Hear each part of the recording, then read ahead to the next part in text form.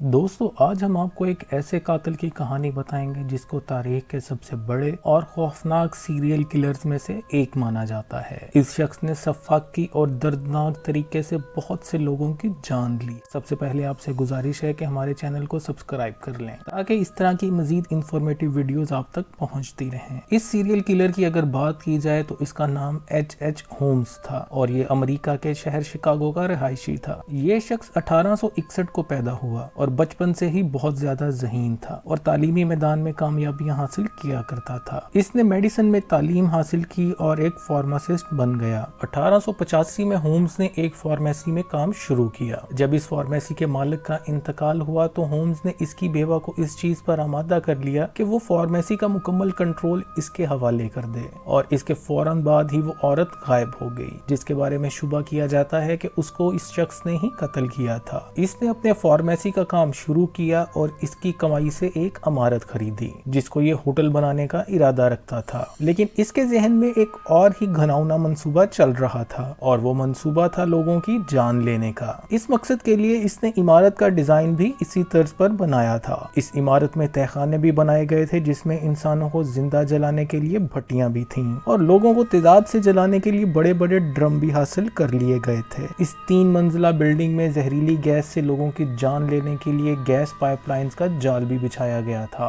इस होटल में मुख्तलिफ खुफिया रास्ते भी इस अंदाज से बनाए गए थे कि आम लोगों को इसका अंदाजा ना हो सके। होटल की इमारत मुकम्मल तौर पर साउंड प्रूफ थी, यानी कि लोगों के चीखने चिल्लाने की आवाज बाहर किसी भी सूरत नहीं जा सकती थी। इस सफाक शख्स ने ऑपरेशन थिएटर की तर्ज पर मुख्तलिफ मेज भी बनवाए हुए थे और लोगों को अजियत से दोचार करने के लिए तमाम औजार भी इसके पास मौजूद थे, जिनकी मदद से वो लोगों को दर्दनाक मौत से दोचार किया करता था। इस होटल को बनाने के लिए इसने कई ठेकेदारों को तब्दील भी किया ताकि कोई भी इस इमारत का मुकम्मल डिजाइन ना समझ सके और वो सिर्फ और सिर्फ इसी को पता हो। इस इमारत की तामीर 1892 में मुकम्मल हो गई थी और इसका हर एक कमरा मौत का शिकंजा था। उस दौर में छोटे कैमरे नहीं होते थे जो कि मुख्तलिफ कमरों में लगाए जा सकें, इसलिए इस शख्स ने हर कमरे में कई पीप होल्स या छोटे सुराख भी बनाए हुए थे ताकि वो लोगों को अजियतनाक मौत से दोचार होता हुआ देख सके। कमरों में अलार्म सिस्टम भी नस्ब किया गया था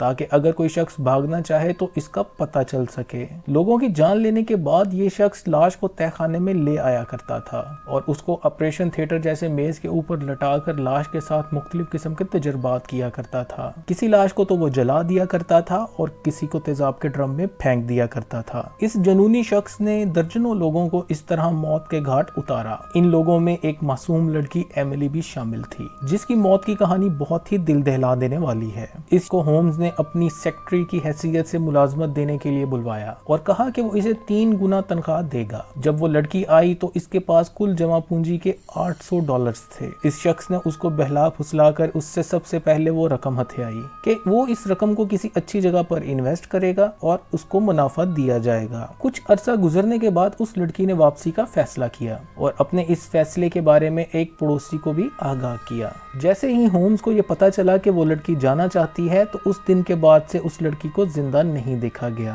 कहा जाता है कि होम्स उस लड़की को एक कमरे में ले गया और उसको अंदर बंद कर दिया। उसके बाद उसने कमरे में तेजाब अंडेलना शुरू कर दिया और जहरीली गैस भी कमरे में छोड़ दी। जब लड़की के पांव तेजाब से जख्मी होना शुरू हुए तो उसने मायूसी के आलम में दरवाजे पर पांव मारने शुरू कर दिए ताकि किसी सूरत वो दरवाजे को खोल सके। क्योंकि उसके पांव तेजाब से जख्मी हो चुके थे तो खून के निशान दरवाजे पर ही सब्त हो गए जो कि उसके दर्दनाक कत्ल की मुकम्मल कहानी सुनाते थे। ये शख्स एक सफाक कातिल होने के साथ साथ एक बहुत ही लालची इंसान भी था। जब उसे फार्मेसी से आमदनी कम होना शुरू होती तो ये लोगों के ढांचे बेचना शुरू कर दिया करता था। दोस्तों, आखिरकार ये शख्स भी कानून की गिरफ्त में आ ही गया और उसकी वजह इसका हद से ज्यादा लालच में अंधा होना था। तो हुआ कुछ यूं कि इसका एक दोस्त था जिसका नाम बेंजामिन पिट्जेल था। उसके नाम पर एक इंश्योरेंस पॉलिसी भी थी जो कि उसके मरने के बाद उसके बीवी बच्चों को मिलनी थी और ये रकम $10,000 की थी जो कि उस दौर की एक बहुत ही बड़ी रकम तस्वर की जाती है। पिट्जेल खुद भी एक मुजरमाना ज़हनियत का हामिल शख्स था। उसने अपनी इंश्योरेंस पॉलिसी की बात होम्स को बताई और ये भी कहा कि वो अपनी मौत का ड्रामा रचाना चाहता है ताकि ये रकम उसके घर वालों को मिल सके और अगर होम्स इस ड्रामे में उसका साथ देगा तो उसको भी हिस्सा दिया जाएगा। लेकिन ये बात सुनकर उस सफाक सीरियल किलर के जहन में कोई और ही मंसूबा चलने लगा। उसने सबसे पहले तो अपने किसी जानने वाले से कहा कि उसके पास $10,000 $10,000 کمانے کا ایک طریقہ ہے اور وہ اسے کسی اچھے وکیل کے بارے میں بتائے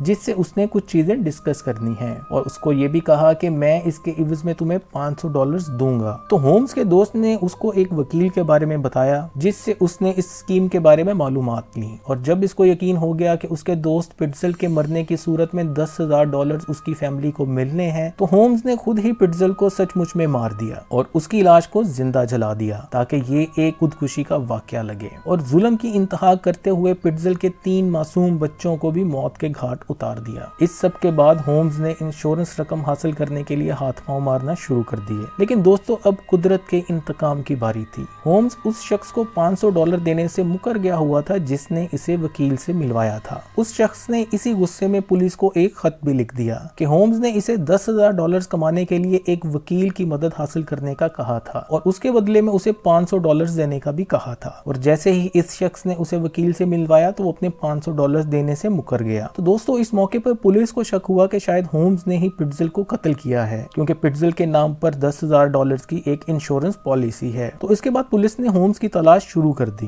یہ درندہ صفت شخص پولیس سے بچتا رہا، لیکن آخرکار اس کو گرفتار کر لیا گیا، اور دلچسپ بات یہ ہے کہ جب اس شخص کو گرفتار کیا گیا تو یہ دوسرا ہوٹل بنانے کی تیاری کر رہا تھا۔ اپنی گرفتاری کے بعد اس نے تمام ثبوت مٹانے کے لیے اس ہوٹل کو جلانے کی کوشش بھی کی جہاں پر یہ لوگوں کو شفاف طریقے سے قتل کیا کرتا تھا، لیکن یہ اپنی اس کوشش میں مکمل طور پر کامیاب نہ ہو سکا اور پولیس کے ہاتھ میں کافی ثبوت لگ گئے جو کہ اس کی شفاقانہ کارروائیوں کا منہ بولتا ثبوت تھے۔ اس شخص پر مقدمہ چلایا گیا اور اس کو پھانسی کی سزا دی گئی۔ اس شخص نے 27 لوگوں کو قتل کرنے کا اعتراف کیا، لیکن اصل میں یہ تعداد اس سے کئی گنا زیادہ تھی۔ یہ شخص اکثر کہا کرتا تھا کہ میں اپنے اندر ایک شیطان کے ساتھ پیدا ہوا ہوں، اور اپنے آپ کو برملا ایک قاتل بھی کہا کرتا تھا، اور اپنے برے کاموں پر کسی قسم کی شرمندگی کا بھی اظہار نہیں کیا کرتا تھا۔ پھانسی سے پہلے اس نے یہ وصیت کی تھی کہ اس کی لاش کے تابوت کو سیمنٹ میں اچھی طرح محفوظ کیا جائے اور اس کے بعد زمین میں 10 فٹ نیچے دبایا جائے تاکہ لوگ اس کی لاش کے ساتھ وہ سب کچھ نہ کر سکیں جو کہ یہ لوگوں کے ساتھ کرتا رہا۔ اس سیریل کلر کو 1896 میں پھانسی پر لٹکا دیا گیا اور اس طرح یہ اپنے انجام کو پہنچا۔ تو دوستو یہ تھی اس شفاق قاتل کی کہانی جس نے سینکڑوں بے گناہ لوگوں کو موت کے گھاٹ اتارا اور آخر میں وہ موت پائی جس کا یہ حقدار تھا۔ آپ سے ملتے ہیں اگلی ویڈیو میں۔ اللہ حافظ۔